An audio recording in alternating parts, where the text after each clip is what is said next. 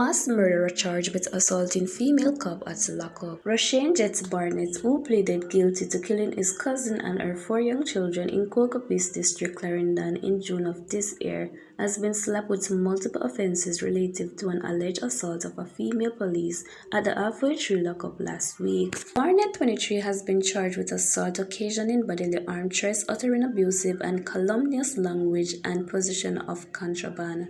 A court date is being finalized for the accused in relation to the incident, the police said. It was reported that on Tuesday, an altercation developed among some inmates in the cell at the lockup. A female cop on duty intervened and later noticed that Barnett was acting suspiciously.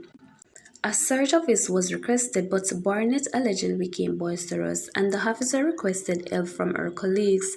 Barnett was eventually searched and was allegedly found with contraband, including a cell phone. It was further reported that Barnett assaulted the policewoman and threw juice at other police personnel. The situation was eventually brought under control. He was subsequently charged. However, it is unlikely that Barnett will be executed by the state due to a Privy Council ruling which requires that the death penalty be commuted to a life sentence if the convict spends more than 5 years on death row. The death penalty has not been applied in Jamaica for over 30 years.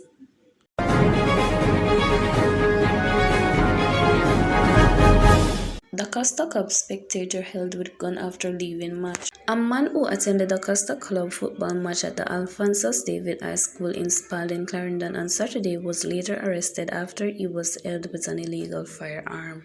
The man, who was among several bike riders at the match, was arrested after he left the venue and was accosted by the police in the town. The match was between Alphonsus Davis, formerly Spalding High, and Omo Technical.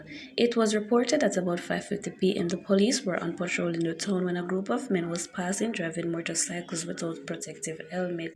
The police went in the direction of the men with a view of accosting them. One of the men drove into the alley of the traffic light. The police immediately went into the alley and accosted him. Bulge was seen in his midsection, and during a search, a firearm was recovered from his waistband.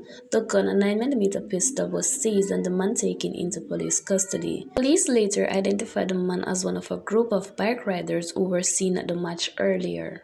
On Sunday, 3 people were shot and dead and 6 others injured during a gun attack at a football match in Spring Valley, St. Catherine. Among the deceased were a woman and 2 men.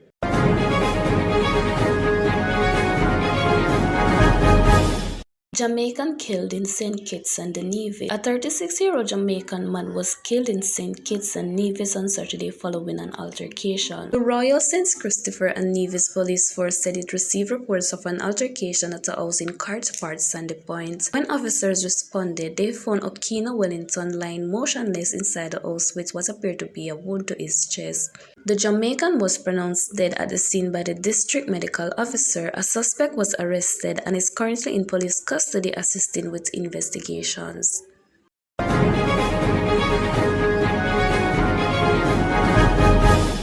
Bounty Killer denounces National Day of Mourning for Queen Elizabeth II. Bounty Killer has responded angrily to the government of Jamaica's declaration of the 12-day period of mourning and a National Day of Mourning for Queen Elizabeth II on Monday, September 19. On Saturday, Bounty put Prime Minister Andrew Holness on blast as he shared a post from the Jamaica Star which noted that Monday, September 19, the National Day of Mourning for Queen Elizabeth, would not be observed as a public holiday in Jamaica. The announcement, which was made in Parliament on Tuesday, came in the wake of the government's announcement that September 8 and 19 would be an official period of mourning for the late monarch. What the F, only our perpetual leaders them follow back like some clown. Which other country we see a mourn like them parents died and blocking out public holidays for the boring wicked queen? How many days is been blocked for 4 kids and their mother, or over 1,000 Jamaicans that died since this year, he asked. Bounty continues, England or the Queen has ever done anything significant or monumental for Jamaica? Maybe, but I can't recall at all. But Jamaicans has become the biggest set of clowns. No voice, no say. PNP and JLP can do them any effing thing. Nobody stand up anymore. The weakest general I've ever seen growing up here. Pure social media mouthpiece. How the hell we must have a queen, but we need a visa to go to England. Figure out that and tell me Andrew is a political groupie. The slavery continues through Andrew Holness and his colonial colleagues. As Andrew Holness, you did not announce a day of mourning for the 3 boys in Westmoreland or the 4 children in Clarendon but 12 days for your master. Jamaica is doomed under you and the monarchy. Andrew Holness and him crew forcing Jamaicans to mourn the loss of their oppressor. Real roast breadfruit them, yeah.